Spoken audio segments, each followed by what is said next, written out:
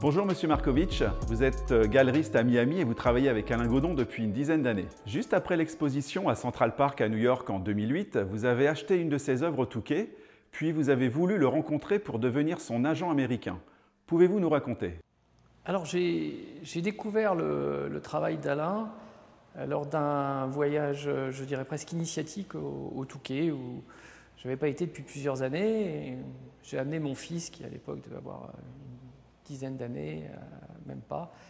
Et évidemment, je n'ai pas pu m'empêcher d'aller faire les galeries. Et là, j'ai découvert le travail d'Alain. Ce qui m'a plu tout de suite et ce qui a déclenché chez moi d'abord un acte d'achat et puis ensuite l'envie de connaître l'artiste, c'est cette ambiance qui ressortait des œuvres, une ambiance de joie, de gaieté, avec en même temps une grande exactitude, une grande précision dans le trait de l'artiste, très visible, et des scènes urbaines qui dansaient. En fait,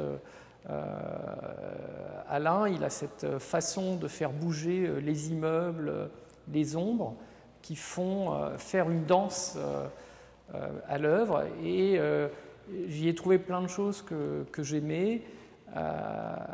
J'y ai trouvé des inspirations qu'il avait ou qu'il n'avait peut-être pas, d'Antonio Segui pour les scènes urbaines, de Bernard Buffet pour le trait de la toile.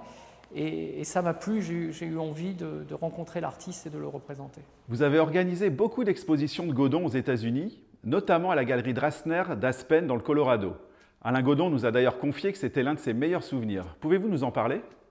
Alors oui, je m'en souviens bien parce que c'est effectivement un très bon moment partagé avec Alain. C'est d'ailleurs pas qu'un seul moment, c'est plusieurs moments. Il y a eu le moment de la découverte où on est allé visiter ensemble, où j'ai pu l'observer dans son travail d'observation, des architectures, des paysages, des personnages.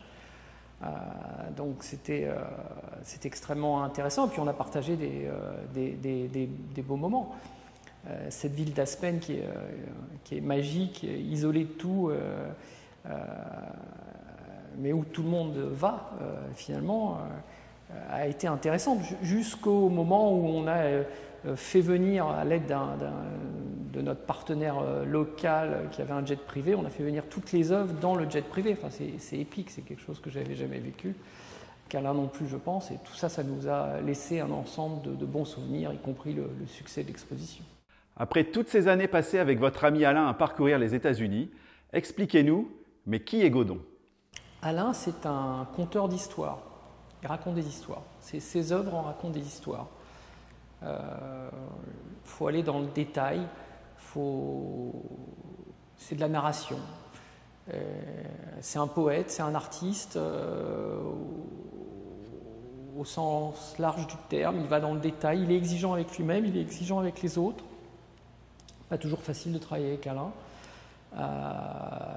mais il est constant dans ses objectifs et dans les moyens qu'il veut mettre pour atteindre ses objectifs.